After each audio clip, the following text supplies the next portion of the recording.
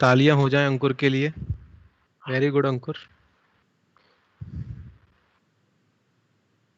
बहुत अच्छा गाते हो आप। प्लीज अनम्यूट रहा। आवाज अच्छा है तुम्हारा।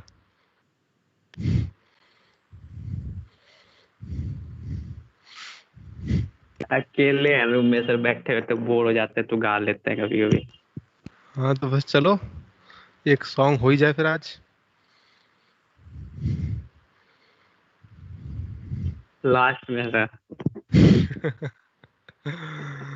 चलिए, इजाजत देंगे लास्ट में।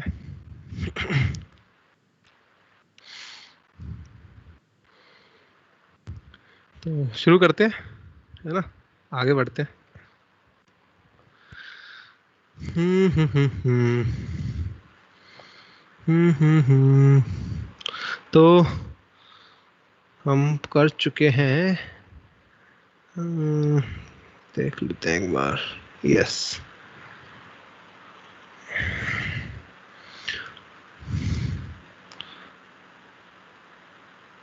तो बहुत पहले हो चुका है। पिछली क्लास में ये तो हो चुका था, ये हो चुका था। चलो, पिछली क्लास का तो खैर, हाँ जी, ये था पिछली क्लास में। हम इस पे थे ना, displacement method to find the focal length, इस पे हम थे पिछले क्लास में। तो इस पे एक बेस सवाल भी मैं आपको देता हूँ, इस पे बेस्ड एक सवाल मेरी नजर में है। तो let's come to that question first of all.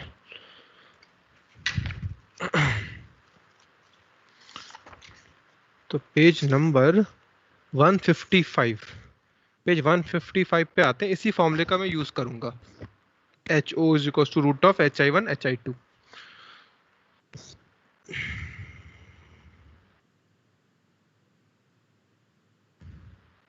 तो पेज नंबर 155,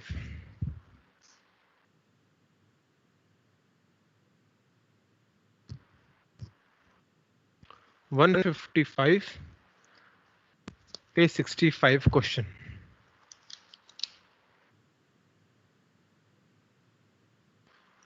यस, देखते हैं जरा इसको कैसे होगा ये। पेज 155 पे 65।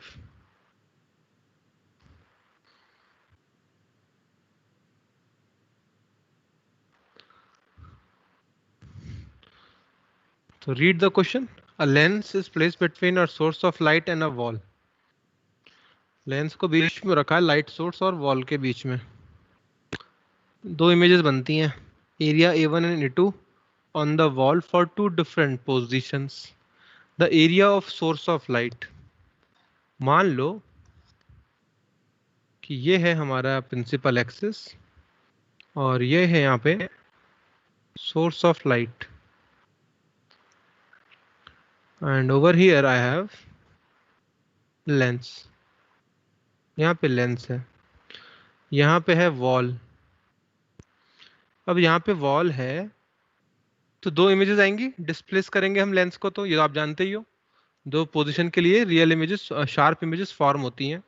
और वो प्रिंसिपल ऑफ रिवर्सिबिलिटी वाले कॉन्सेप्ट से हमने इस बात को समझा था। तो एक मान लो इसका रेडियस कितना है, आर ऑब्जेक्ट, RO, या मैं यूँ कह देता हूँ, हाँ RO हो गया रेडियस ऑफ द ऑब्जेक्ट। जब इसकी इमेज बनेगी दीवार पे तो वो कुछ ऐसे बनेगी, एक इमेज तो ऐसे बनेगी, बना दी। इसका रेडियस कितना होगा, आर, R1 कह लेते हैं इसको, इट इज R1। ठीक है, next is, next is R2। R2 वे दो इमेज बनेंगी हमारी, एक छोटी बनती है एक बड़ी बनती है ना। तो क्या रिलेशन होगा रेडियस में इनके, हम कहेंगे क्या, RO बराबर R1 इंटू R2। ये कह सकते हैं। और रही बात रेडियस को एरिया में कन्वर्ट करने की, तो इस रिलेशन से कन्वर्ट किया जा सकता है। आर बराबर क्या आएगा यहाँ पे, ए अपॉन पाई, ये हो गया, और रूट के अंदर तो ये लिख लेंगे ना, यहाँ पे क्या आ जाएगा फिर, area of object upon of pi is equal to, यहाँ पे क्या लिख लेंगे, एक काम यूँ कर लो, स्क्वायरिंग कर दो इसकी, तो ये हो जाएगा, इस तरह से लिख सकते हैं इसको, है ना। तो ये हो जाएगा how much, it is A O by pi, ये हो गया। यहाँ पे कितना आएगा, यहाँ पे आ जाएगा root of A one by pi, और यहाँ आ जाएगा root of A two by pi. So here we are getting A naught is equal to root of A one A two. देख लो यहाँ पे, ये रिलेशन हमको मिल जाती है। ठीक है, तो ये फॉर्मूला, ये तरीका सॉल्व करने का, ऐसे होता है सवाल।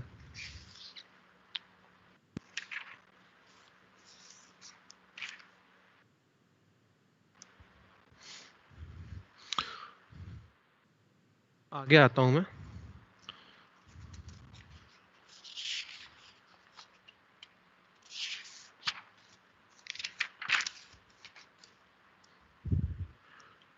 एक चीज और है इसमें, ऑप्टिकल फाइबर, ये बारे में बताया था मैंने, नहीं बताया, नहीं बताया शायद। ऑप्टिकल फाइबर क्या होती है, ऑप्टिकल फाइबर, ठीक है, इंपॉर्टेंट रहती हैं, नीट में सवाल आता है इस पर। तो देखो सिंपल सा लॉजिक है इसमें, एक बंडल होता है हमारे पास, बंडल सा,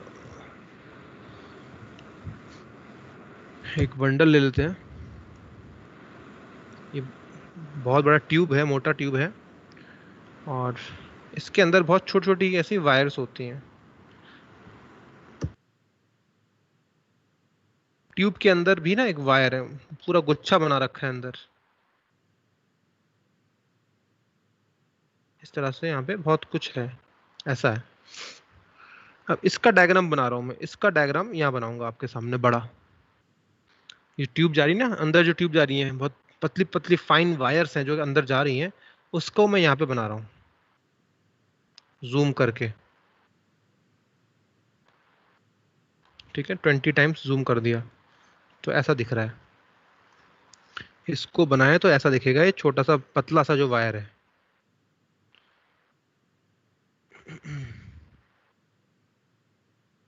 ठीक है, ये हो गया। अब इसके अंदर भी ना कुछ किया रहता है इन्होंने, इस छोटी सी वायर के अंदर भी बहुत कुछ कलाकारी की हुई है। ये जो सामने से ये जो दिख रहा है पोर्शन, ये पीछे तक जाता है ऐसे, और ये यहाँ पर इस तरह से है।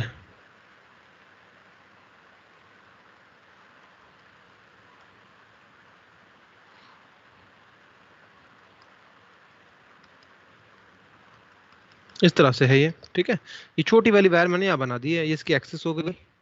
ठीक है, इसके अंदर जो मटेरियल होता है, खाली तो है नहीं, हॉलो तो है नहीं ये, इसको कहते हैं कोर, और इसको कहते हैं क्लैडिंग।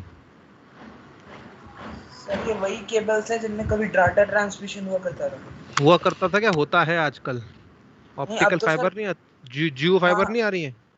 हाँ हाँ वो भी है, लेकिन सर अब सैटेलाइट पे ट्रांसमिट कर रहे हैं ना, अब चेंज कर रहे हैं हाँ वो लोग, अब सैटेलाइट से कर रहे हैं। हाँ बिल्कुल। अब होने वाला है सर, कुछ कह रहे हैं 2021 तक कर देंगे सैटेलाइट से, एयरटेल ने कर दिया है ऐसा पहले। सेटेलाइट से, हाँ उसने तो खरीद उससे रखा फायदा था। क्या होगा।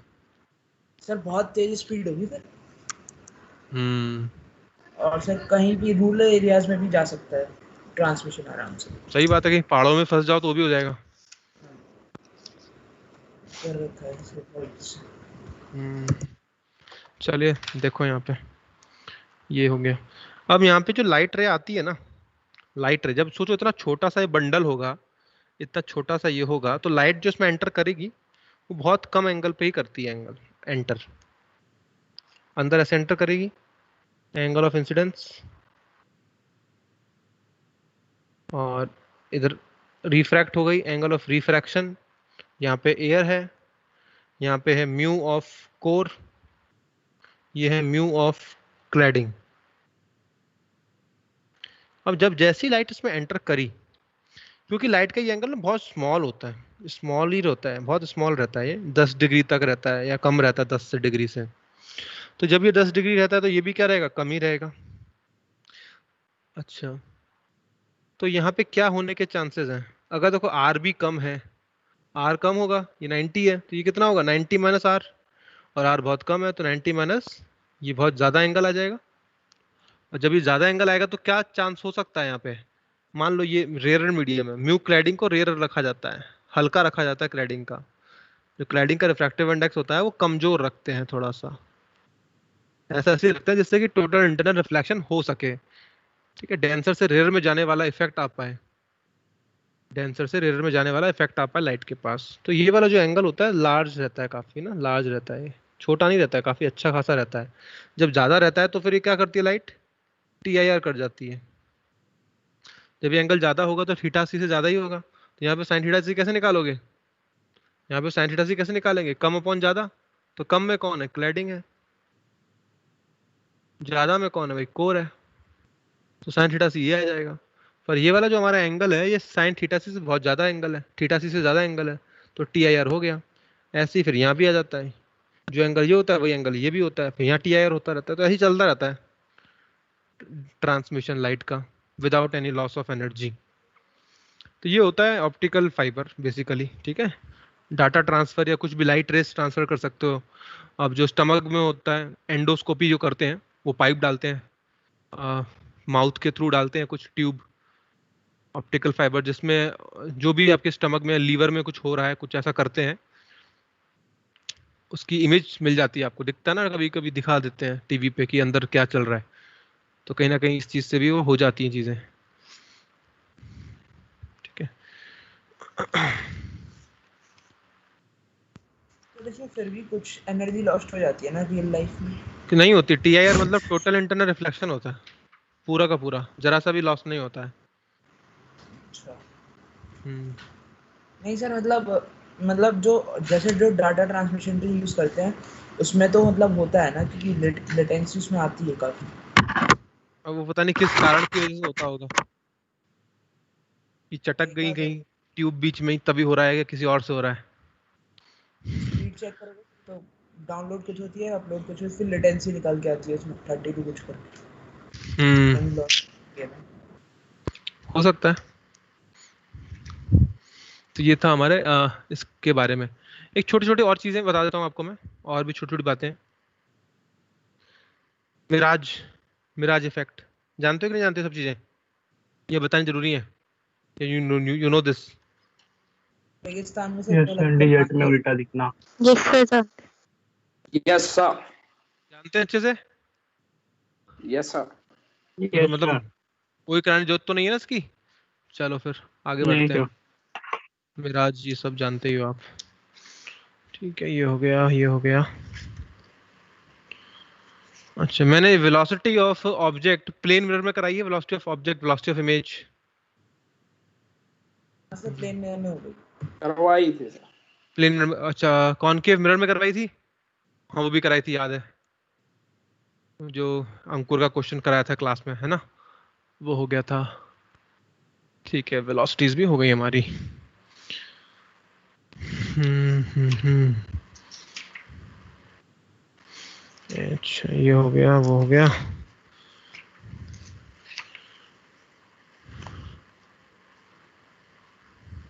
हाँ, एक चीज और शायद वो रह गई होगी हमारी, मैं इसको कराता हूँ। Velocity of fish, velocity of swimmer, ये नहीं कराया ना, पानी में फिश की वेलोसिटी कितनी दिखेगी, ये सब नहीं कराया होगा। तो वेलोसिटी देखिए यहाँ पे, velocity of, velocity in case of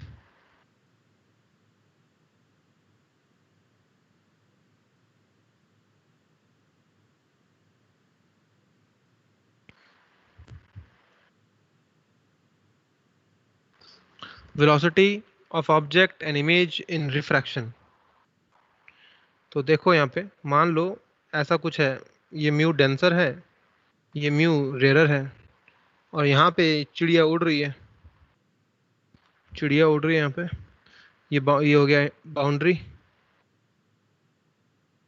चिड़िया की हाइट कितनी है? Height of object is HO। ठीक है, चिड़िया की हाइट है HO।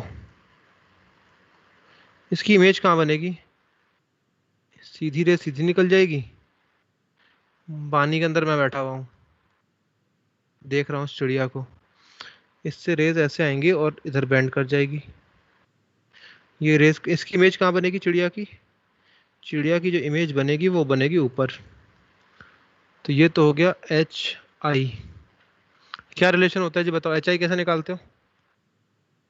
किसके बराबर आता है HI? HO into mu d upon mu r. हाँ, HO into mu d by mu r. HO HO into into mu g by mu D by mu R. ये हो गया। ये हाइट कहाँ से नापी गई है? हाइट्स कहाँ से नाप रहे हैं? Height measured from Respect to boundary. measured from boundary. Boundary से नापी गई है। इसको डिफरेंशिएट कर दो।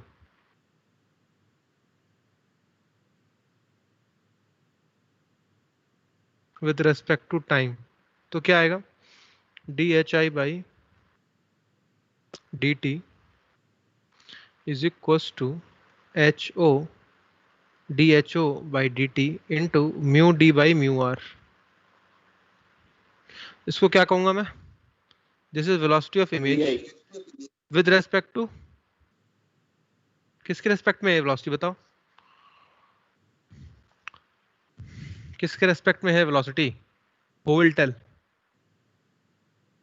बाउंड्री। बाउंड्री है ना, बाउंड्री के रेस्पेक्ट. बाउंड्री के रेस्पेक्ट में है। बाउंड्री जहां से नापते हैं चीजों को उसी के रेस्पेक्ट में तो होता है। साफ सी तो बात है ये भाई, जहां से बैठ के नाप पाया वहीं से बैठ के तो वेलोसिटी नाप रहे हो आप। तो वेलोसिटी हो गया is equals to mu D by mu R into, ये हो गया velocity of object with respect to boundary.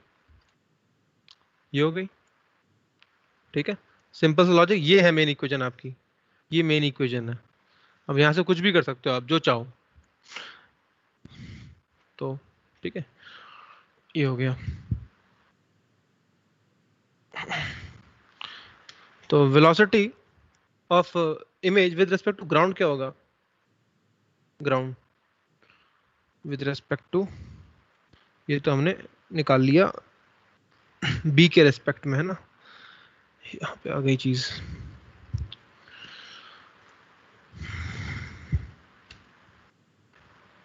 अच्छा,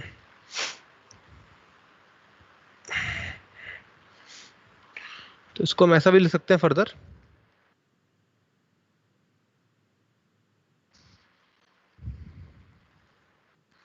velocity of image with respect to ground minus velocity of boundary with respect to ground is equals to mu d by mu r into velocity of object with respect to ground minus velocity of boundary with respect to ground।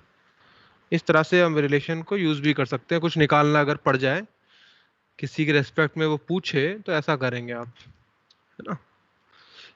Same logic है जो कि हम पहले use किया करते थे, कोई बड़ी चीज तो है नहीं।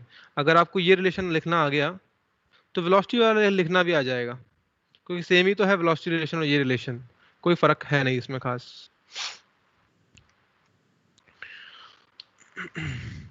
तो एक सवाल देता हूं मैं, होमवर्क रहेगा ये होमवर्क क्वेश्चन लीजिए एक।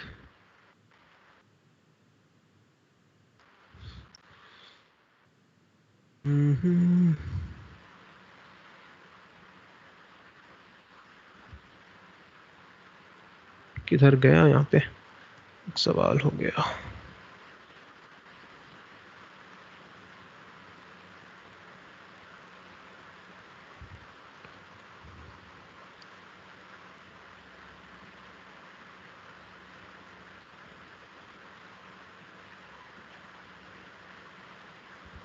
ये रहा कॉपी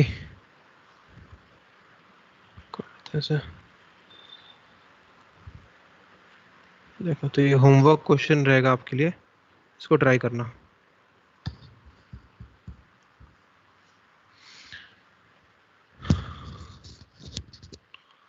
ठीक है ना, होमवर्क क्वेश्चन है। ग्राउंड के हिसाब से वेलोसिटीज वगैरह दे रखी है हमको।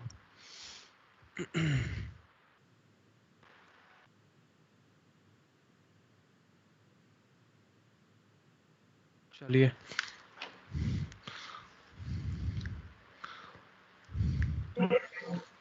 अब हम देखते हैं इसमें, मैं फटाफट से उस चीज पे आ जाता हूँ।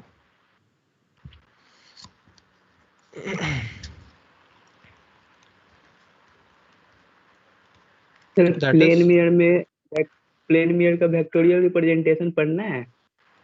एक सेकंड जरा फिर से बोलिए, आवाज कम आया है।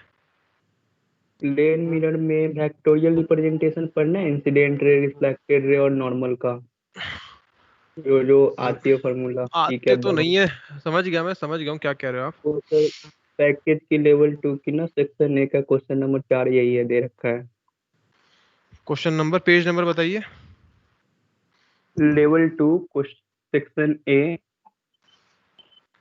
मुझे ऐसे नहीं मिलेगा, पेज के हिसाब से भी मुझे पढ़ता रहता है थोड़ा सा। मैं बता रहा था। Section A, question number 4।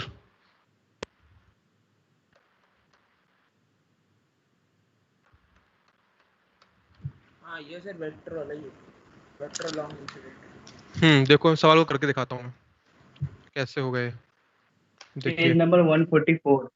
हाँ मिल गया अब तो, पेज नंबर 144 पे क्वेश्चन नंबर 4। हाँ तो देखो, ये मिरर है हमारे पास, ये नॉर्मल है मिरर पे, ये मिरर बनाया और ये मिरर पे नॉर्मल ड्रॉ कर रखा है। अभी कहता है N I is the unit vector along incident ray. ये रे आ रही, लाइट लाइट रे ऐसे आ रही है, लाइट रे आ रही है इस तरह से। इसके अलोंग जो यूनिट वेक्टर है उसका नाम क्या दे रखा है इन्होंने, N cap, N one cap दे रखा है। और एन टू कैप किसके अलोंग है, नॉर्मल के अलोंग है, इसके अलोंग इधर है। एंड रिफ्लेक्टेड रे के अलोंग क्या है, एन थ्री है, एन थ्री। ऐसा दिया, यूनिट वेक्टर दिया है। यूनिट वेक्टर का मतलब इनकी लेंथ कितनी है, 1 यूनिट की होती है। यूनिट वेक्टर का मैग्नीट्यूड कितना होता है, 1 होता है। ये दे रखा है इन्होंने, और पूछ रहे हैं which of the following must be true, कौन सा ट्रू हो सकता है। तो सोचिए, देखो इन दोनों का क्रॉस करोगे तो थर्ड ऑप्शन देखो जरा। देखो ये बात तो कंफर्म है ना कि N one dot N two zero होगा क्या, बताओ। N one dot N two zero होगा क्या, जीरो कब होता है डॉट प्रोडक्ट, जब 90 होते हैं। 90 है क्या ये दोनों, नहीं है, नहीं है। ये भी नहीं है 90, तो ये भी जीरो नहीं होगा, है ना। थर्ड पर आओ, थर्ड पे कहता है N one cross N two, तो N one cross N two करोगे तो क्या आएगा, परपेंडिकुलर नहीं आएगा इन दोनों के। N one cross N two yes करोगे तो सर। इन दोनों के परपेंडिकुलर आएगा, जो कि एन थ्री के साथ क्या हो जाएगा, परपेंडिकुलर होगा। तो डॉट प्रोडक्ट क्या आ जाएगा उसके साथ, one cross N N two करता हूँ, N one cross N two करता हूँ और डॉट कर देता हूँ एन थ्री के साथ, तो क्या आएगा, ये जीरो ही तो आएगा, क्योंकि ये दोनों परपेंडिकुलर है प्लेन के, और 90 हो जाएगा इसके साथ। क्लियर, तो third option is correct, third option is correct. ठीक है अंकुर, यस सर। ऐसे करना रहता है सवाल को।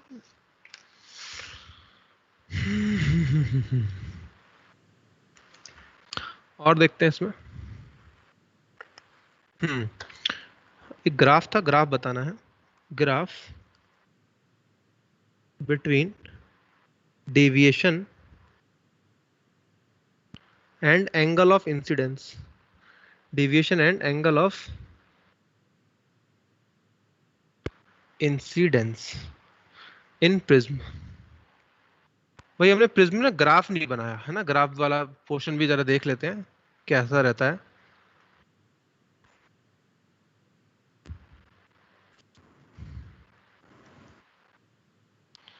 यहाँ पे डेविएशन है और यहाँ पे एंगल ऑफ इंसिडेंस है।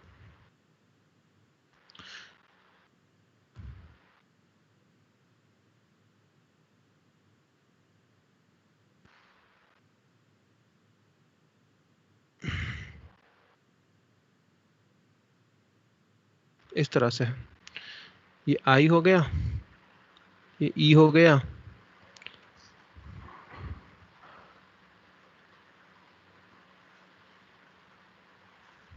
अच्छा ठीक है। अच्छा देखो अब डेविएशन सबसे मिनिमम तो जब होता है जब अंदर वाली रे बेस के पैरेलल होती है, R1 R2 बराबर होते हैं, angle of incidence angle of emergence के बराबर होता है, ये सब चीजें बराबर हो जाती हैं आपस में, ठीक है। तो ये हो गया मिनिमम डेविएशन। ग्राफ जो आता है इसका इस तरह से रहता है, इसका मैं ग्राफ पहले ही बना देता हूं।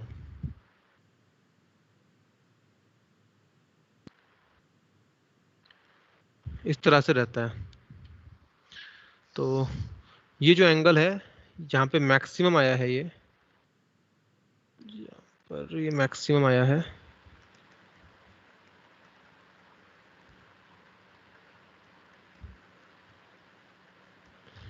ये मैक्सिमम यहाँ पे हमको ऑब्टेन हो गया डेविएशन। ये है मिनिमम डेविएशन। मिनिमम तो मैंने निकाला ही था, कब होता है मिनिमम डेविएशन, ठीक है। मैक्सिमम पे बात करते हैं अभी। एक एंगल तो होता है जी यहाँ पे 90 डिग्री जब मैक्सिमम आया होता है। एंगल ऑफ इंसिडेंस कितना होता है?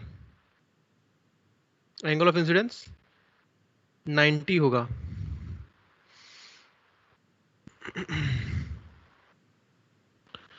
ठीक है, तो दूसरा क्या होगा? दूसरा कुछ और आ रहा है, देखो दूसरा कम आ रहा है। यानी कि इस ग्राफ में अगर आप ध्यान से देखेंगे ना तो डेविएशन दो एंगल पे आ रहा है। यहाँ पे डेविएशन दो एंगल पे आता है, सेम डेविएशन दो एंगल पे आ रहा है। यानी यहाँ पे अगर देखूं तो यहाँ पे देखो अगर आप ऐसे, तो यहाँ पे एक डेविएशन आ रहा है, इस एंगल पे आ रहा है डेविएशन एक, दूसरा किस पे आ रहा है? दूसरा इस एंगल पे आ रहा है। So there are two values of angle of incidence. देखो एंगल ऑफ इंसिडेंस की दो वैल्यू है, एंगल ऑफ इंसिडेंस की दो वैल्यू है, ये वाली और एक ये वाली, जिसपे कि डेविएशन क्या आ रहा है? सेम आ रहा है। ऐसा क्यों हो रहा है? जरा यहाँ देखिए, जरा आपको समझ में आ जाएगी बात। देखो मानो, देखो यहाँ पे कि यहाँ पे क्या है, ये मान लो 60 डिग्री है ये, और ये निकल के आ गया 30 डिग्री, है ना। यानी इंसिडेंट एंगल कितना है बोलो? How much is incident angle? How much is 60 degree है, ठीक है। इमरजेंस कितना है? 30 है, 30 डिग्री, 30 है। अच्छा तो डेविएशन क्या आएगा? 60 प्लस 30 माइनस ए आएगा कि नहीं? Yes sir. 60 प्लस 30 माइनस ए, ठीक है आ गया। अब मैं क्या करता हूं, अब मैं कहता हूं आपको, अब ना आप लाइट रे को 30 डिग्री पे भेजो, 30 डिग्री पे भेजो। आप लाइट को 30 डिग्री पे भेजो तो इमरजेंस एंगल कितना होगा अगर आप लाइट को 30 पे भेजते हैं तो? या यूं कहो, या यूं कहो, यहां से भेज रहा हूं मैं लाइट को, अब ऐसे भेज रहा हूं लाइट को, ऐसे भेजूंगा भाई। लाइट तो कहीं से भी भेज सकता हूं ना मैं, मेरे ऊपर है। मैंने लाइट को 30 डिग्री पे भेजा, अब तो कितने में बाहर निकलेगी लाइट? 60 पे, 60 पे निकलेगी, 60। है ना, 60 पे निकलेगी। बिकॉज लाइट को भेजना मेरे ऊपर है, मैं कहीं से भी भेजूं भाई, मेरे को रोका थोड़ी ना किसी ने। पहले मैंने 60 पे भेजा, 30 पे निकल गई। अब मैंने क्या किया, 30 पे भेजा तो कितने में निकलेगी? 60 में निकलेगी। अब कितना आएगा division? 30 plus 60 minus A. Isn't this the same angle? क्या ये सेम नहीं है? डिवीजन सेम नहीं आया? सेम आया डिवीजन? सोचो और बताओ, समझ में आएगी नहीं Yes, बात? sir. यानी कि दो एंगल ऑफ इंसिडेंस पे सेम डेविएशन आ सकता है। वो कब होता है? जब आप भेजेंगे ना रे को, उसका इमरजेंस एंगल भी नोट कर लेना, क्योंकि उस एंगल पे अगर आपने दोबारा से इंसिडेंट रे भेजी तो फिर दूसरे एंगल पे निकल जाती है। यानी प्रिंसिपल ऑफ रिवर्सिबिलिटी के कारण हम इस बात को ऐसा कह पा रहे हैं कि there are two angle of incidence for which we are getting the same deviation, ठीक है। ये मीनिंग है यहाँ पर। तो यहाँ पे अगर मैं एक 90 भेजता हूँ, अगर मैं एक एंगल को 90 भेजता हूँ तो दूसरा कितना हो रहा है? कुछ ना कुछ हो जाता है, वो निकालना पड़ता है, ऐसे ऐसे पता नहीं चलता है, ठीक है। तो मैक्सिमम डेविएशन कब आता है? मैक्सिमम डिवीजन कब आता है? 90 डिग्री पे आता है। लाइट को कैसे भेजोगे आप? मैक्सिमम डिवीजन कब आएगा? तो ग्राफ बनाऊं अगर मैं मैक्सिमम डिवीजन का, तो ऐसे जाएगी लाइट, इस तरह से लाइट जा रही होगी ऑलमोस्ट 90 डिग्री। तो ये है मैक्सिमम डिवीजन का केस।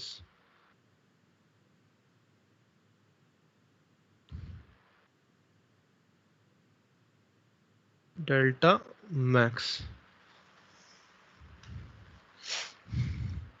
मिनिमम आपने देख लिया कब होता है?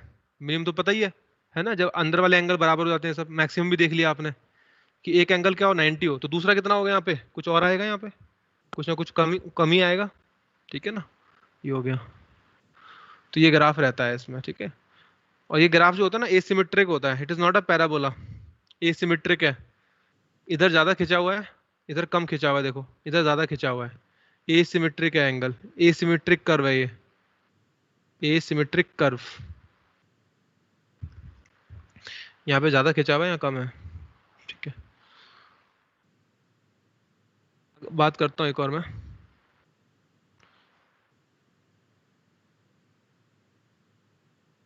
Condition of no emergence, condition of no emergence of light from prism. Prism से बाहर ना निकल पाए लाइट।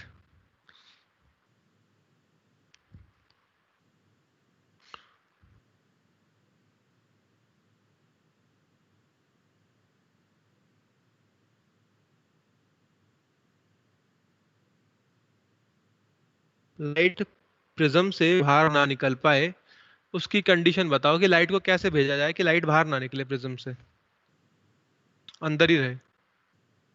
TIR हो जाए। तो TIR हो जाए। तो देखो यहाँ पे होता क्या है बेसिकली, देखिएगा आप खुद समझेंगे इस बात को, समझते हैं हम हौले हौले। ये एंगल ऑफ इंसिडेंस है, ये एंगल ऑफ, यहाँ पे हो जाएगा एंगल ऑफ रिफ्रैक्शन हो गया, यहाँ पे ये R1 हो गया, ये हो गया R2, और यहाँ से निकल जाएगा इमरजेंस, ठीक है। TIR कब होता है बताओ? TIR बाहर कब निकलती है रेज? बाहर कब निकलेगी बताइए, यहाँ पे क्या कंडीशन होगी बाहर निकल जाएगी? R1 किससे छोटा होगा कि बाहर निकलेगी? थीटा सी से। अगर R1 थीटा सी से छोटा हुआ तो बाहर निकल जाएगा R1, है ना। बिल्कुल। अच्छा, बाहर कब नहीं निकलेगा? थीटा सी से ज्यादा होगा, यानी थीटा सी से ज्यादा होगा या थीटा सी होगा। सुनो, बाहर कब नहीं निकलेगा? बाहर कब नहीं निकलेगा, देखो यहाँ पे R2 मैक्सिमम होगा तो। रुक जाओ जरा, कब नहीं निकलेगा, बिल्कुल एकदम लगना चाहिए कि हाँ सही समझ में आ रहा है। बाहर कब नहीं निकलेगा? जब when, यूं कहो when every values, when every possible value of R1 is less than theta, या when every possible, कितनी भी वैल्यू ले लो आप, वो किससे बड़ा हो? R1 का वैल्यू थीटा सी से बड़ा हो, तो कभी बाहर नहीं निकलेगा। R1 का सभी वैल्यूज, जितना भी वैल्यू पॉसिबल हो सकता है, मैं लाइट को तो कैसे भी भेज सकते हो ना प्रिज्म के अंदर, तो R1 बहुत कुछ आएगा, कभी कुछ आएगा, कभी कुछ आएगा, कभी कुछ आएगा। यानी कि कुछ भी अगर R1 आ जाए, any values of R1, all values of R1 किससे बड़ा होना चाहिए? When every possible value of R1 should be greater than critical angle.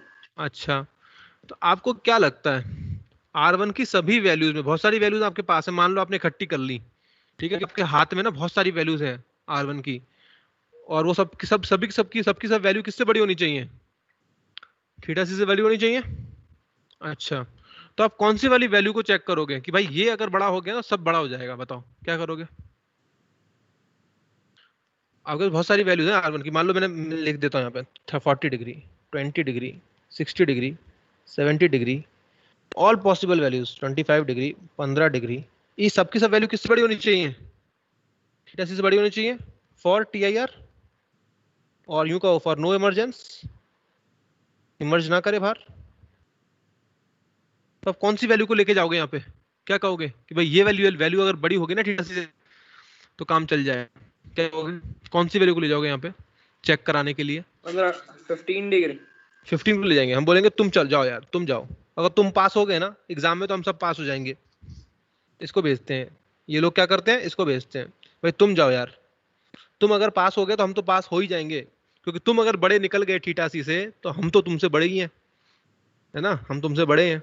तुम अगर बड़े निकल जाओ बस उससे तो हम तो फिर बड़े हैं ही। तो यानी कि क्या करेंगे हम, देयरफॉर आर मिनिमम किससे बड़ा होना चाहिए? थीटा सी से बड़ा होना चाहिए, होना चाहिए आर वन मिनिमम की वैल्यू जो कम से कम हो किससे बड़ी हो? थीटा सी से बड़ी हो 40 है यार।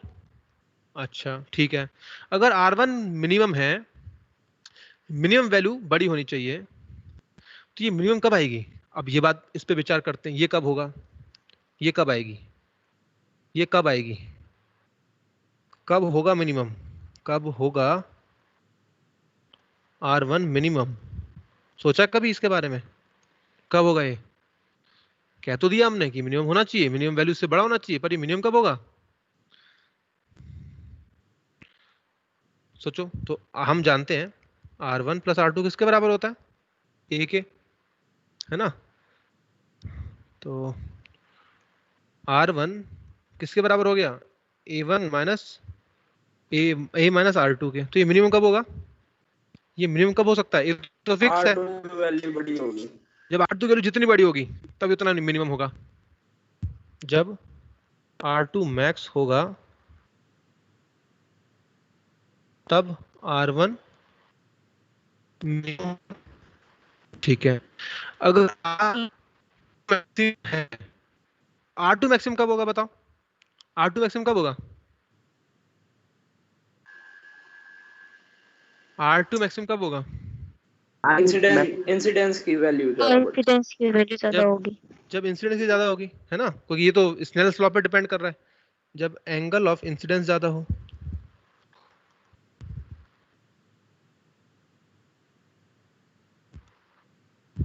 कितना हो सकता है maximum incidence angle? Therefore maximum I maximum कितना हो सकता है? 90 डिग्री 90 डिग्री। समझ रहे हो इस बात को? अच्छा ठीक है, तो यहाँ पे आ गई उल्टी बात, घूम के यहाँ गई। अब क्या करेंगे, दोबारा सप्लाई करना शुरू कर दो उसको। ठीक है, 90 पर चल गया आपको। R2 कितना होगा फिर बताओ? जब ये 90 होगा, I maximum incidence angle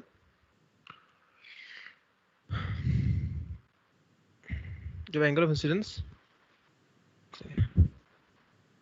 maximum हो,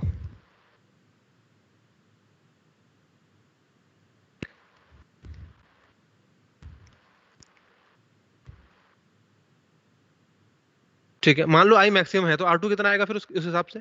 अब बैक ट्रेस कर रहा हूं मैं, सोचिए। 1/μ। थीटा सी तो आएगा, थीटा सी नहीं आएगा। अब सोचो आप, सन वाला एग्जांपल ध्यान आया? सन वाला एग्जांपल, रेज जाती थी एकदम चिपक करके ग्रेस करते हुए, और अंदर जो रेज आती थी थीटा सी पे जाती थी। यस, बात समझ में आ रही है कि नहीं आ रही? जब आपका एंगल ऑफ इंसिडेंस 90 होगा तो रिफ्रैक्टिव एंगल कितना होगा? कम ऑन गाइस बोलिए, थीटा सी। समझ में आ रहा है कि नहीं आ रहा है? ऐसी जबरदस्ती बोल रहे यस हो? सर। हाँ ठीक है, तो वो जमीन आ रहा है से सर। जाने पर ठीक है, ये हो गया, ये हो गया मैक्सिमम। R2 मैक्सिमम ये हो गया ना, फिर ये हो गया R2 मैक्सिमम। तो R1 कितना आएगा फिर हिसाब से? इस हिसाब से तो सर इंसिडेंस से बिल्कुल सरफेस से चिपक कर जाएगी। नहीं, ये तो चिपक के तो जा रही है, 90 दे रखा है मैंने। 90 का मतलब क्या? चिपक के तो जा रही है सरफेस से। हाँ नॉर्मल के साथ एंगल होता है 90 डिग्री, नॉर्मल के साथ, तो चिपक के जा रही है सरफेस से। तो R2 मैक्सिमम हो गया थीटा सी। R1 मिनिमम कितना हो जाएगा फिर हिसाब से? ए ये माइनस हो गया theta C. A minus A theta C. minus theta C. और ऊपर क्या कहा था मैंने? R1 मिनिमम किससे बड़ा होना चाहिए? थीटा सी से। थीटा सी से। यानी कि A माइनस थीटा सी किससे बड़ा होना चाहिए? A माइनस थीटा सी किससे बड़ा होना चाहिए? थीटा सी से। यानी कि A should be greater than 2 theta C. यानी अगर आपका angle of prism 2 theta C से बड़ा है तो रे कभी बाहर निकल ही नहीं पाएगी। और ऐसा ना डायमंड्स में करते हैं। डायमंड जो डायमंड से चमकता है ना, वो इसीलिए इतना चमकता रहता है।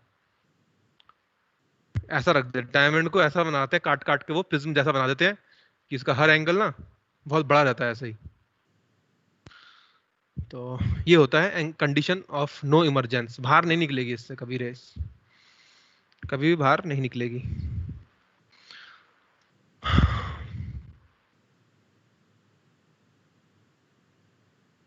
बात समझ में आ गई?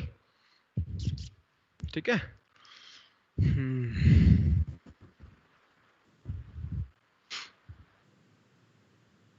ध्यान रखिएगा इस चीज को, ये थोड़ा इंपॉर्टेंट है। इसको थोड़ा और मॉडिफाई करते हैं, देखो किताब में कैसे कहते हैं। तो समझ में आ गया कि नहीं आ गया आपको, जो मैंने मेहनत की यहाँ पे? ठीक है, ये कंडीशन है, ये कंडीशन हो गई यहाँ पर। एक मॉडिफाइड सवाल कैसे आता है इसमें, मॉडिफाइड सवाल। तो देखो सवाल ऐसे बनता है, कंडीशन ऑफ नो इमरजेंस, देखो ऐसा भी लिख के देगा वो आपको, कंडीशन ऑफ नो इमरजेंस को ऐसा भी लिख के देगा। क्या था आपने तो ये कहा ना अभी, इससे बड़ा होना चाहिए, ये कंडीशन है। देखो क्या कहेगा किताब कहेगी a/2 should be greater than theta C. दोनों तरफ का साइन ले लो जरा, take sine of both side, take sine of both side. तो क्या मिलेगा, sine of a/2 is greater than, should be greater than sin theta c. What is sin theta c? 1 upon mu, ये हो गया। यानी mu should be greater than cosec a/2, cosec a/2 इससे बड़ा होना चाहिए। देख लो समझ में आ रही है कंडीशन क्या कर रहा हूं मैंने, ऐसा अभी वो घुमा फिराव कर देता है काम। ठीक है, तो बेसिक यही है, इससे कुछ भी बना सकता है वो, कैसा भी रिलेशन बना लेता है। तो mu should be greater then cosec a/2। I hope समझ में आ रहा है आपको, चमक रही चीजें। ठीक है, ये हो गया, समझ लो, मैं एक बार ऊपर कर देता हूं, तो समझ लीजिए।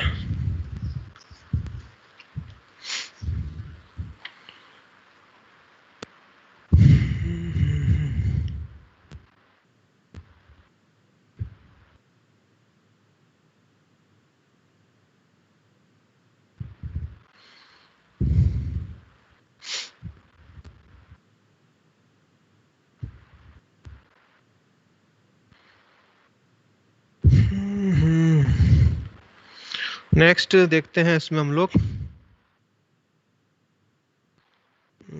रुकिए जरा, सवाल लेके आते हैं, कुछ मिलता है तो। पेज नंबर 112 पे है। क्या है 112 पे सवाल है इस पे अभी जो पढ़ाए हो ना।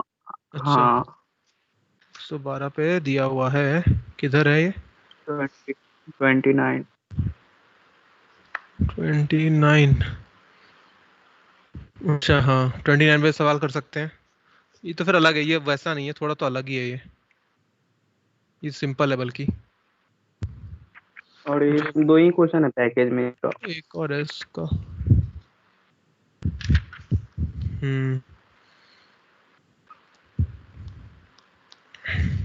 अच्छा, कि लाइट कभी हमेशा बाहर निकले तो क्या करोगे? सोचो, हमेशा बाहर निकले लाइट, कभी भी TIR ना हो, हमेशा बाहर निकले, इसका क्या हो सकता है कंडीशन? हमेशा जब भी बाहर निकलेगी, जब R2 मैक्सिमम जो है, R2 मैक्सिमम किससे छोटा हो, थीटा सी से छोटा हो।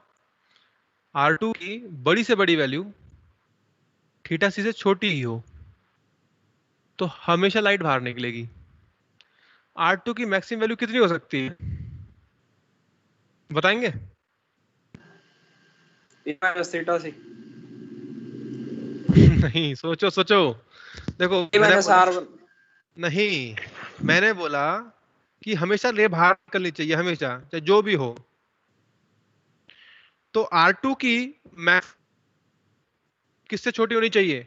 R2 बहुत सारी वैल्यूज आएंगी, तो उसकी मैक्सिमम वैल्यू भी किससे छोटी हो, थीटा सी से छोटी हो।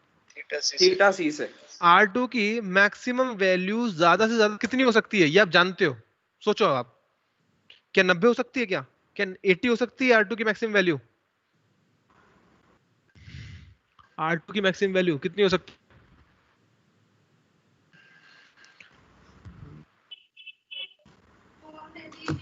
यस जोया, एनी आइडिया, क्या कहना चाहोगी?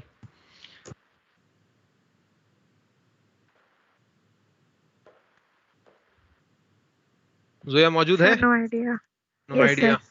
अच्छा अच्छा अच्छा, जो R2 वाली रे है वो डेंसर में है या रेयर में है? डेंसर में है। डेंसर में। डेंसर सर में। अगर अगर कोई Angle रे of डेंसर में incidence- होती, अगर कोई रे डेंसर मीडियम में होती है तो उसका मैक्सिमम एंगल कितना हो सकता है, सोचो आप, कि जिससे बाहर निकल जाए, बाहर निकालनी है हमको रे, मैक्सिमम कितनी हो सकती है? थीटा सी के बराबर ही हो 90 सकती है। थीटा सी हो सकती है थीटा सी के बराबर। भाई। ज्यादा से ज्यादा कितना रख सकते हो आप? थीटा सी के बराबर तो रख सकते हो। मैक्सिमम वैल्यू, जो मैक्सिमम वैल्यू होगी, तो यहाँ पे बात करते हैं जरा, ओरली बात करेंगे इसकी। सर अगर हम एंगल ऑफ इंसिडेंस को अप्रोचेबल टू 0 करवा दे तो भी तो हो सकता है। सही तो होगा, तभी तो होगा, यही तो मैं कह रहा हूँ, तभी होगा वो काम। तो देखते हैं इसको, मैं रफली एक बार ट्राई करता हूँ इस चीज पे।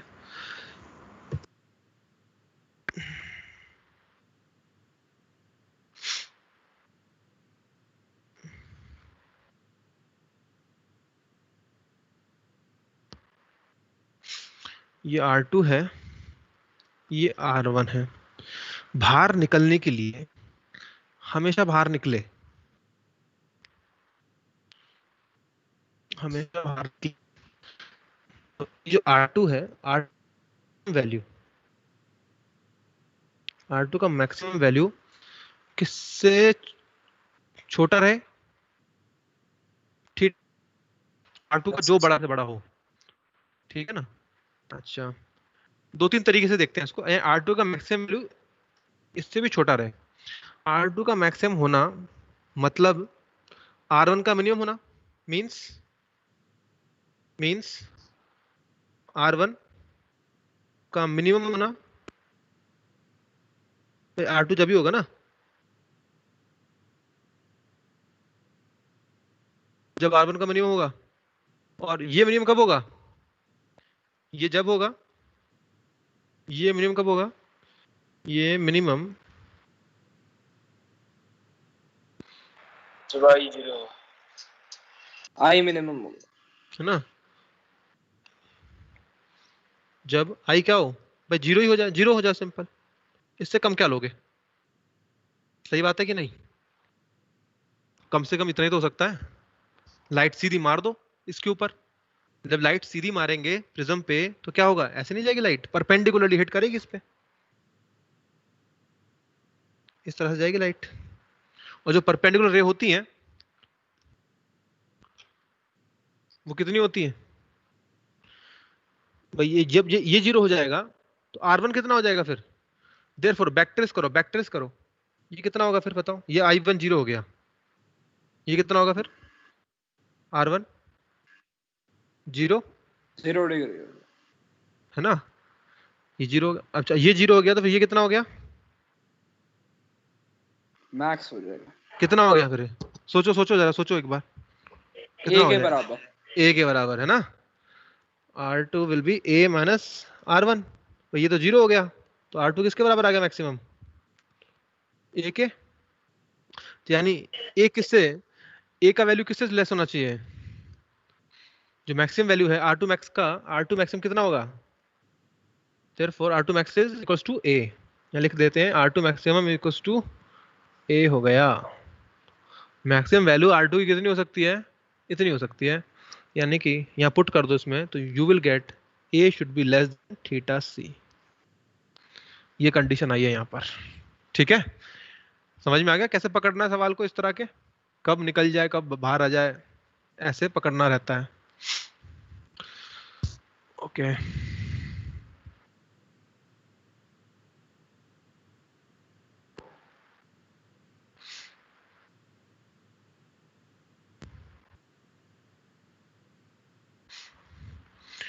तो ये बात समझ में आ गई है।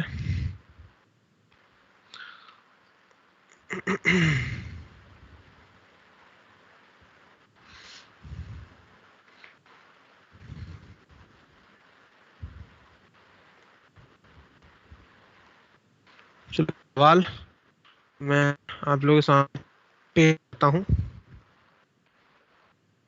इसको है ना, अच्छा सवाल है, एक प्रैक्टिस होगी इसकी।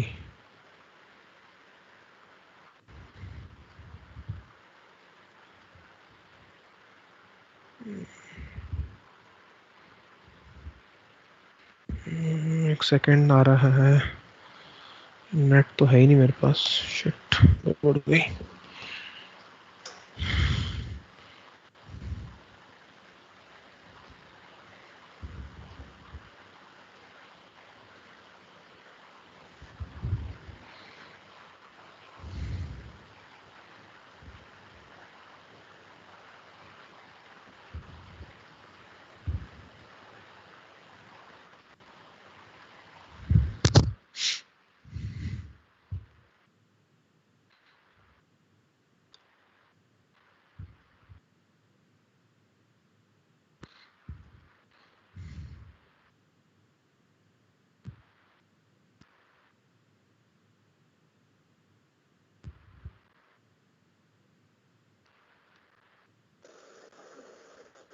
हम्म।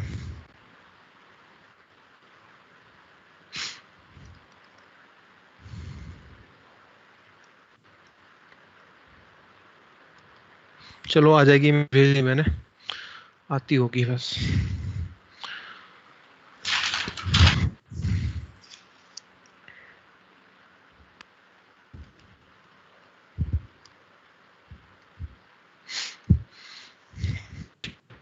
अच्छा एक चीज और देखते हैं,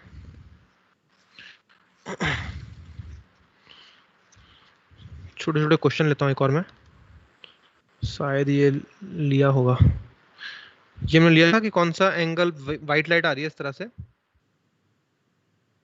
तो कौन सा कलर कैसे बिखरेगा, या बताया था ये चीज, रिफ्रैक्शन जब होगा तो यस ना, ये हो गया था।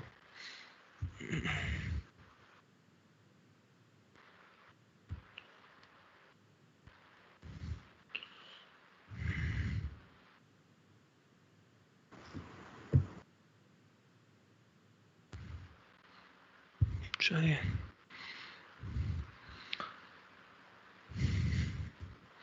अब मैं बताता हूँ फिर, यहाँ पे हम आते हैं, अगला टॉपिक लेते हैं बढ़िया, जिसको कि हम कहेंगे it is optical instrument. Optical instrument,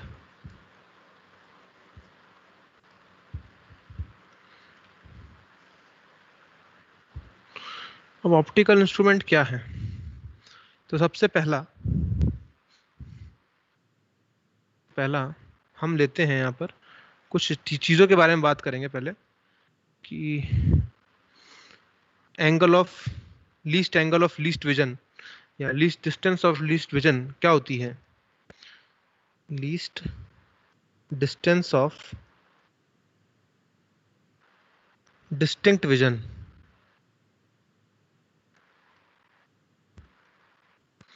D से डिनोट करते हैं इसको, किसके बराबर होती है, 25 centimetre. Least distance of distinct vision का मतलब वो डिस्टेंस जब आप चीजों को साफ साफ देख पाते हैं, इतना दूर रखी रहेगी चीजें तब आप उसको साफ साफ देख पाएंगे, इससे पास में आ जाएगी तो नहीं देख पाएंगे, ठीक है। तो ये है least distance of distinct vision.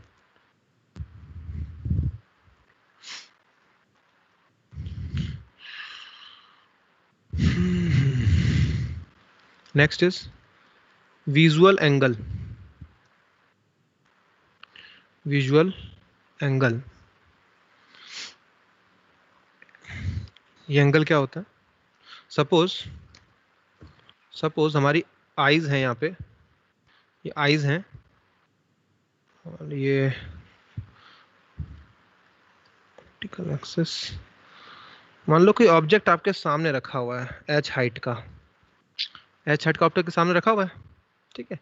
आपकी आंखों में भी लगा हुआ है, आंखों में ऐसे है, आंखों में भी ऐसे है। ये जो एंगल था वही एंगल होगा यहाँ पे भी थीटा। ये जो है, ये एंगल बन रहा है यहाँ पर, ये नहीं, यहाँ पे रेटिना पे बन रही है इमेज फॉर्म हो गई। इसकी इमेज कहाँ बनेगी? यहाँ बनेगी। इसकी कहाँ बनेगी? यहाँ बन जाएगी, ठीक है।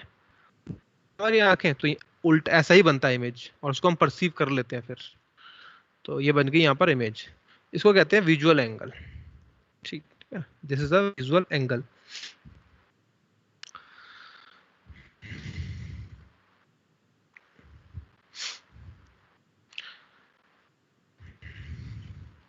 ये अच्छा हाइट है। Next is magnifying power. Magnifying power,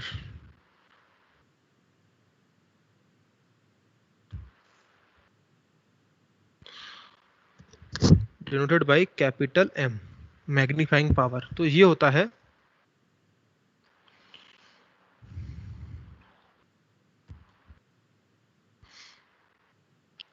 visual angle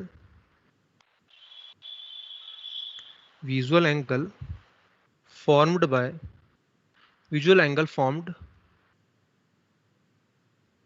with the help of instrument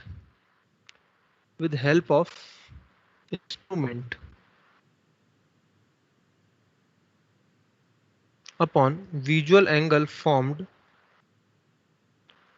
when object is placed at d distance.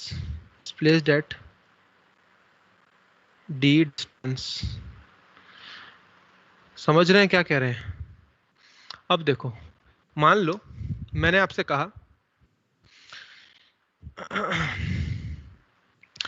दो छोटी छोटी चीजें हैं, बहुत छोटी छोटी चीजें हैं दो। तब आपने फर्रा बना रखा है, फर्रा चीटिंग करने के लिए। तो इतना छोटा लिखा है, किसी ने इतना छोटा लिखा है कि आप उसको ना देखने के लिए क्या करते हो बताओ? जब कुछ चीज छोटी लिखी होती है तो क्या करते हो? उसको क्या करते हो? Magnifying glass. नहीं कुछ नहीं है, आप वैसे ही करना है, कुछ नहीं है आपके पास। क्या करोगे? छोटी चीज है बहुत,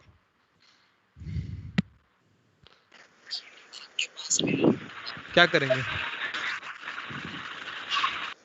पास में लाओगे ना? अरे पास में लाओगे कि लाओगे उस चीज को, कि दूर से देख लोगे?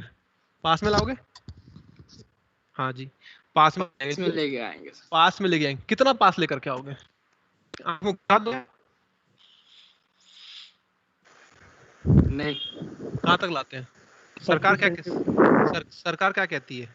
सरकार कहती है 25 सेंटीमीटर तक लाना है, ठीक है। 25 सेंटीमीटर, हाँ, सरकारी नियम है, ध्यान रखिएगा, ये किताबों ने कहा है ऐसा। एवरेज लिया हुआ है ये, मैं तो 8 तक भी ले आता हूँ, पता है, 8 तक भी लाके देख लेता हूँ, पर ये है एवरेज वैल्यू है 25, ये नियम है। तो आप ज्यादा से ज्यादा छोटी, जितनी भी बारीक चीज होगी, छोटी चीज होगी, आप कोशिश करते हैं उसको पास में ले आऊं और देखूं। अच्छा, तो मान लो ये पास में आ गया पास में, भाई छोटी चीज थी ये, पास में छोटी चीज थी। जब ये छोटी चीज थी तो थीटा भी क्या होगा? छोटा ही तो होगा। स्मॉल, बड़ी चीज तो देख ही लेते हैं, दिक्कत तो छोटी चीज की है ना, स्मॉल ऑब्जेक्ट। अगर ऑब्जेक्ट स्मॉल है तो ये थीटा भी क्या होगा? छोटा ही होगा। अच्छा ठीक है, ये बात तो समझ में आ गई सर, थीटा तो बहुत छोटा होगा। मान लो आप डी तक लेकर के आए, आपने पूरी जान लगा ली अपनी आंखों की कि भाई मैं इसको पास में लाता हूं 25, फिर भी नहीं देख पा रहे हो, तब तो क्या हो? धिक्कार है ना। तब तो क्या होगा कि भाई हम तो अब भी नहीं देख पा रहे। इसका मतलब ऑब्जेक्ट कुछ ज्यादा ही छोटा है, इतना पास में लिया है फिर भी नहीं दिख रहा है। यार आपने अपनी पूरी कोशिश करी, आपको अपनी क्या करनी है, फुल कोशिश करनी है। तो थीटा क्या होगा, स्मॉल, और जब थीटा स्मॉल होता है तो किसके बराबर होता है, टेन थीटा के। और फिर टेन थीटा क्या लिख सकता हूं मैं, तो विजुअल एंगल क्या हो गया, विजुअल एंगल क्या हो गया फिर इस हिसाब से, ये वाला visual angle formed when the object is placed at D, कितना हो गया ये, h by d हो गया कि नहीं, बोलो ये बात हमेशा सत्य रहेगी, यस सर, ये हमेशा रहेगी। भाई आपने पूरी जान लगा ली, फुल कोशिश कर ली, नहीं दिखा। जब पूरी कोशिश कर लेते हो तभी तो इंस्ट्रूमेंट लेकर के आते हो, ठीक है। यानी कि हमने पूरी कोशिश करी, तो विजुअल एंगल था h by d। अब ये क्या कहता है, ये समस्या तो सॉल्व हुई नहीं, हमारी हमारी समस्या सॉल्व तो हो नहीं पाई। तो हम क्या कर रहे हैं, अब हम लगाते हैं इंस्ट्रूमेंट। अब लगाया visual angle formed the help of instrument. Instrument लगा करके हम विजुअल एंगल को बढ़ाएंगे। विजुअल एंगल को बढ़ाओगे तभी तो ऑब्जेक्ट दिखेगा, क्योंकि रेटिना पे इमेज जब छपेगी बड़ी तभी तो समझ पाओगे आप, छोटी छपेगी तो फिर कैसे समझ में आएगा। एंगल छोटा होगा, ये छोटा होगा, ये छोटा होगा तो इमेज भी छोटी बनेगी, इतनी छोटी बनेगी कि आप उसको डिस्क्रिमिनेट ही नहीं कर पाएंगे, समझ ही नहीं पाएंगे। तो एंगल का बड़ा होना जरूरी है, तभी तो इमेज फैलेगा इस पे और समझ पाएंगे हम कि हमने देखा क्या। ठीक है, इनका रेशियो होता है मैग्नीफाइंग पावर। कहते हैं ना भाई मैग्नीफाइंग पावर का लेकर आओ, बहुत हाई मैग्नीफाइंग पावर है इसकी। हम कहते हैं 16x, हम कहते हैं भाई मिरर कितना जूम कर, कितना मैग्नीफाई कर सकता है, कितना जूम कर सकता है, तो हम बोलते हैं 10x। 10x है, 10x का मतलब क्या होता है, इसकी यूनिट क्या होती है, इसकी यूनिट होती है x, इसकी यूनिट इज x, ये यूनिट है इसकी, देखो ऐसा यूनिट, मतलब यूनिट कह लो उसको, इसकी यूनिट क्या है, x है, x लगाते हैं इसके लास्ट में, तो 10x का मतलब क्या हो जाएगा। एग्जांपल अगर मैं लिखता हूँ 10x, यूनिट है इसकी, मैग्नीफाइंग पावर की यूनिट क्या है x।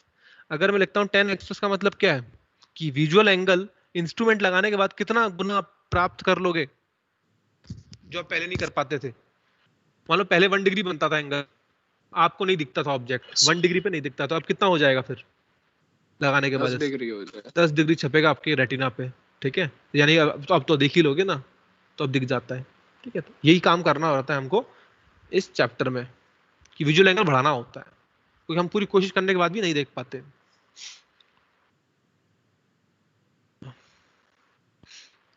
तो पहला आता है सिंपल माइक्रोस्कोप, मतलब इससे काम चल जाए तो ठीक है, नहीं तो फिर दूसरा रहेगा। तो पहला आता है सिंपल माइक्रोस्कोप, मैं सबसे एकदम सस्ता वाला लेकर के आ रहे हो आप, लेंस लेकर के आ रहे हो। सिंपल माइक्रोस्कोप का मतलब क्या है, सिंपल है, एकदम सिंपल। तो देखिए यहाँ पे ये जी है हमारे पास लेंस, ये लेंस है ऐसा, हमने खूब कोशिश कर ली थी, हमको नहीं दिखाता तो हम ये लेकर के आ गए, ठीक है जी, ले आए।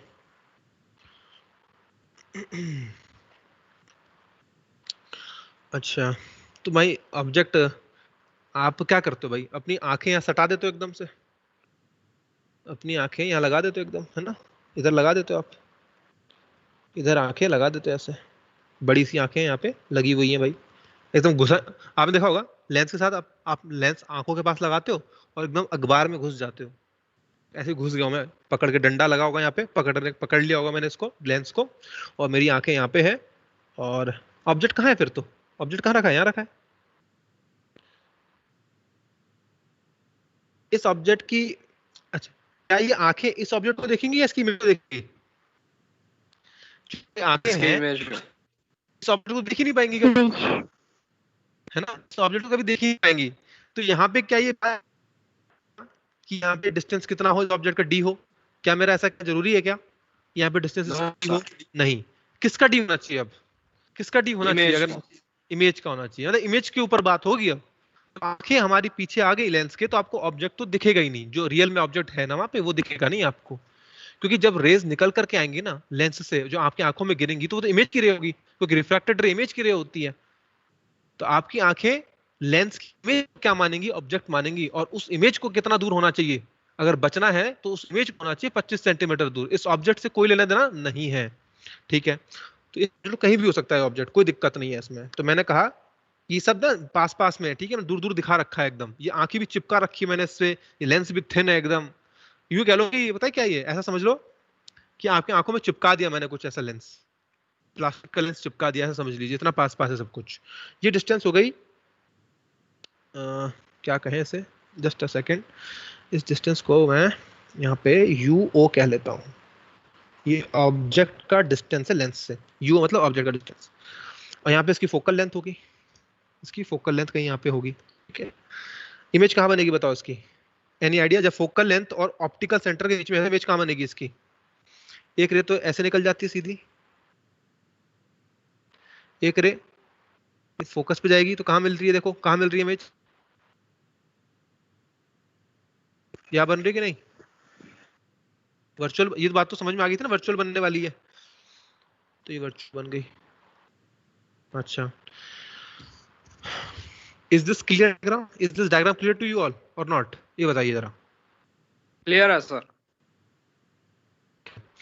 अच्छा ठीक है, ये था डिस्टेंस। अच्छा ये हाइट तो वही है, ये वही ऑब्जेक्ट है जिसको हम देख रहे थे, पूरी जान लगा कर देख नहीं पाए थे। अच्छा अब यहाँ पे कितना एंगल बन गया है, ये थीटा एंगल है। यहाँ पे visual, now visual angle, modified visual angle कितना है, new visual angle, new visual angle बोलो, थीटा डैश कितना हो गया, ये बता पाएंगे? h/μ0। h/u0 कह देंगे, ठीक है ना, u0 कह दिया, यही तो है बिल्कुल। अच्छा ये ज्यादा है कम है पिछले वाले से, ये पिछले वाले से ज्यादा है कम है? ये ज्यादा, एंगल ज्यादा ही आएगा ना भाई, u0 आपने कम रखा है बहुत, d से भी कम होगा ये तो, क्योंकि हमको तो इससे तो मतलब ही नहीं है, हमको डर किस चीज से है कि भाई ये d से कम, ये d से ज्यादा कम नहीं होना चाहिए, ये तो हो सकता है ना। तो इसको फॉर्मूले को देख के क्या लग रहा है कि भाई h/25 सेंटीमीटर है यहाँ से लेके यहाँ तक, तो ऑब्वियस सी बात है ये तो कम ही हो गया, ये तो कम ही हो गया, 8 सेंटीमीटर हो गया। जब आप h/8 करोगे तो ज्यादा ही तो आएगा ये पिछले वाले हमारे h/d से। इज इट क्लियर और नॉट? चीजों की फील लो, यहाँ पे फील लोगे तब समझ आएंगी, है ना। तो न्यू विजुअल एंगल आ गया हमारा h/0, ठीक है। तो मैग्नीफाइंग पावर क्या आ जाएगी फिर इस केस में? तो देखो यहाँ पे दो चीजें होती हैं, यहाँ पे दो चीजें होती हैं। इमेज कहाँ बनी आपकी? आपकी इमेज बनी यहाँ पे, क्या? अच्छा इमेज यहाँ बन गई। अब इस बात को ध्यान से सुनते जाइए, ठीक है ना। अब देखिए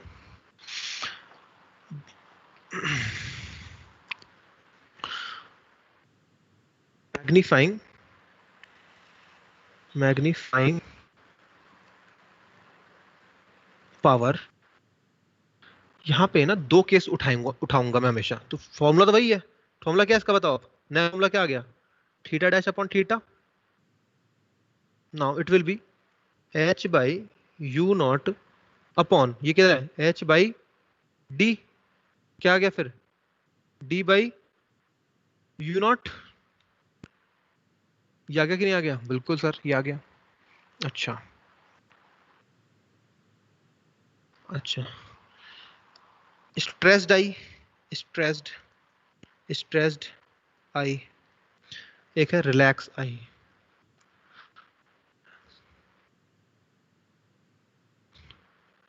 एक होता है रिलैक्स्ड आई मैग्निफिकेशन, एक होता है स्ट्रेस्ड आई मैग्निफिकेशन।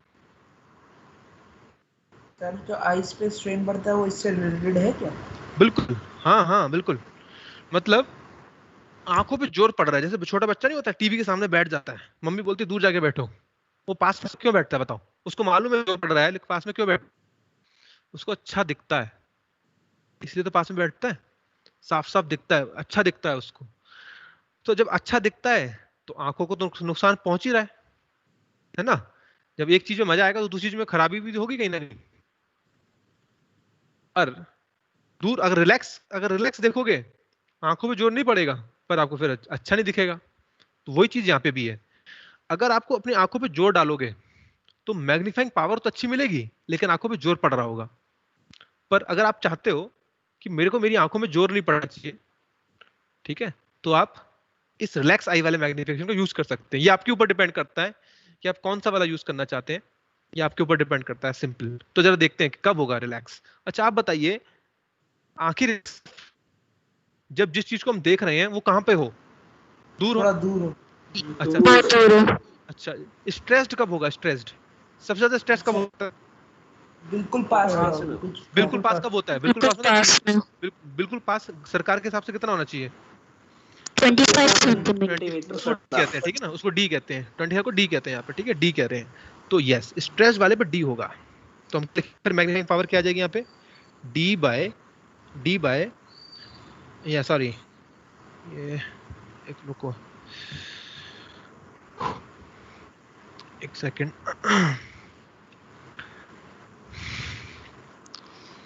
हम्म।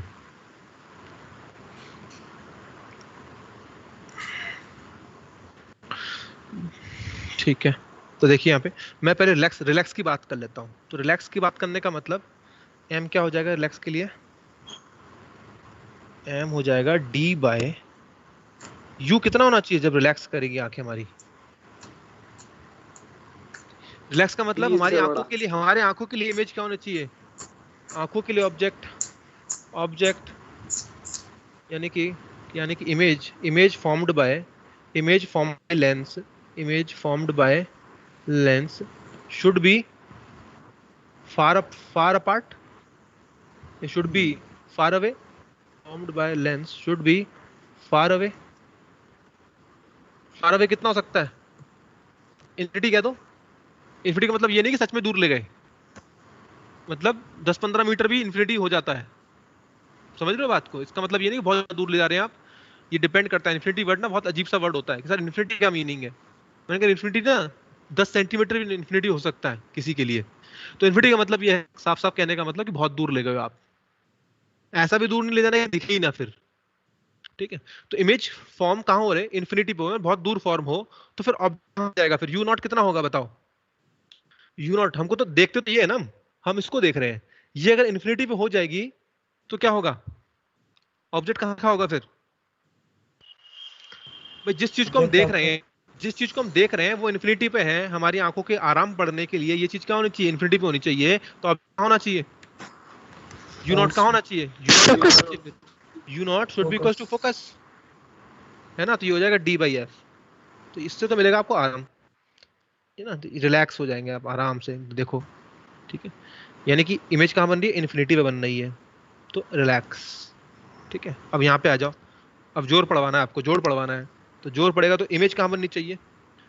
यानी कि इमेज कहाँ होनी चाहिए? Image should be image formed by lens should be at D distance, है ना।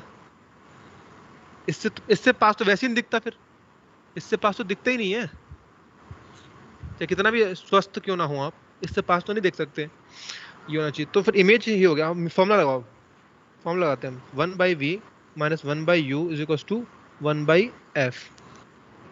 तो इसमें 1/v, v कितना ले रहे हैं हम? कितना ले रहे हैं v? इमेज पीछे बन रही है ना, इमेज बन रही है पीछे, तो v कितना हो जाएगा यहाँ पे? Minus D upon u। ये कितना हो जाएगा? ये हो जाएगा माइनस u नॉट है ना भाई। समझ रहे हो कि नहीं समझ रहे हो? साइन कन्वेंशन समझ रहे हो कि नहीं समझ रहे हो? साइन कन्वेंशन देख लो यहाँ पे, कोई दिक्कत वाली बात नहीं है। इधर इधर जा रही है रेज, पीछे की तरफ नेगेटिव लेते हैं ना। तो ये हो गया बराबर, ये तो पॉजिटिव ही होता है ना, पॉजिटिव। तो क्या हो गया ये आ जाता है यहाँ पे फिर 1/μ0 is equal to 1/f plus 1/f plus 1/d। इसको सॉल्व करके क्या आ जाता है? df अपॉन, सॉल्व करने पर तो आएगा। जिस हजम हो गई बात, हजम की नहीं?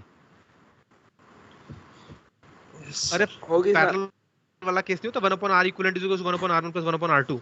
तो क्या करते, ये नहीं करते हो आप? r1 प्लस r2 वैसे ही लगाया मैंने यहाँ पे, ठीक है। अच्छा फिर मैग्निफिकेशन क्या आएगी फिर बताइए? यहाँ पे h बाई यू नॉट थी ना, तो क्या हो जाएगा? h यहाँ पे h नहीं, d बाई म्यू नॉट थी, d बाई म्यू नॉट था। डी बाय म्यू था, तो डी बाय डी। अब यहाँ लिखो, वैल्यू डाल दो इसमें जरा, वैल्यू डाल दो, या यू करो, या ये एक काम यू कर सकते हैं, डी इंटू ये 1 बाय यू नॉट है, एक काम यू करो कि क्या है, इसको D direct plus F by F. ये हो जाएगा D into 1 by F plus 1 by D. ये हो गया, अंदर इसमें पहुंचाओ, उसको क्या हो जाएगा, 1 प्लस डी बाई एफ हो गया।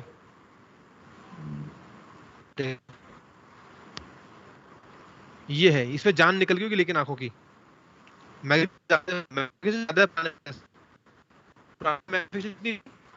बाई एफ देखो, इसमें डी बाई एफ काम पड़ रहा था, यहाँ पे क्या हो रहा है, 1 प्लस डी बाई एफ, ज्यादा हो गया नहीं हो गया मैग्निफिकेशन, पर आंखों पे जोर पड़ रहा है, आंखों पे पड़ रहा है जोर, ठीक है। Okay Yes sir. ओके, इसको ना क्या कहते हैं, इसको ना साइको ना ये भी कहते हैं, रिलैक्स साइको कहते हैं, normal adjustment, also called normal adjustment. Normal adjustment मतलब आंख एकदम नॉर्मल है, कोई जोर नहीं पड़ रहा है, तो नॉर्मल एडजस्ट किया है आपने इंस्ट्रूमेंट को, ठीक है, इसको कहते हैं नॉर्मल एडजस्टमेंट। ये हो गया, ठीक है, तो ये इसको डी एम डी भी कह दो भाई, लीस्ट डिस्टेंस पे लेकर के आए हम। इमेज कहाँ पे बन रही है, डी पे बन रही है, इमेज वहाँ पे कहाँ बन रही है, इन्फिनिटी पे बन रही थी, तो ये डी पे बन रही है, तो 1 प्लस डी बाई एफ, ऐसा मैं यूज कर रहा हूँ उसको। सर डैजलिंग का जो फिनोमेना होता है, किसका, मतलब जो आंखें चौंधना बोलते हैं उसको, ज्यादा लाइट आ जाती जब, तब होता है, अच्छा ज्यादा लाइट आ गई, इतनी लाइट आ गई कि आंख फिर जो रेटिना पे इतना चमक हो गया कि उस डिस्क्रिमिनेट ही नहीं कर पा रहे कि किसका कहाँ से आ रहा है। ये चीज भी देखते हैं यहाँ पे, होता है, ये चीज भी होता है। क्योंकि सर ट्रैफिक में कुछ लोगों को कुछ नहीं लगता और कुछ तो बहुत लगता है, मुझे भी खुद बहुत लगता है। पोलराइड्स पहनते हैं इसलिए पोलराइड डालते हैं। ठीक है, अटेंडेंस ले लूं जरा आप लोगों की एक मैं।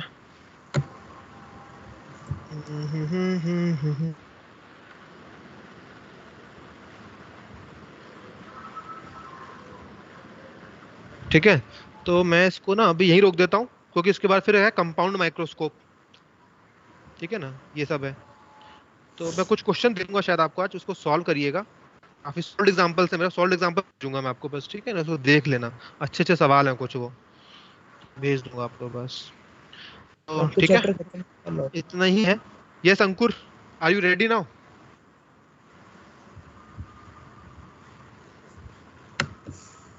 सर 3 क्वेश्चन भेजे हैं, बता दीजिए। अंकुर स्केप कर गया है, ठीक है, तो मैं बता देता हूँ अभी, ठीक है ना, क्लास ओवर कर दी मैं अभी, डाउट्स हो तो पूछ लो आप।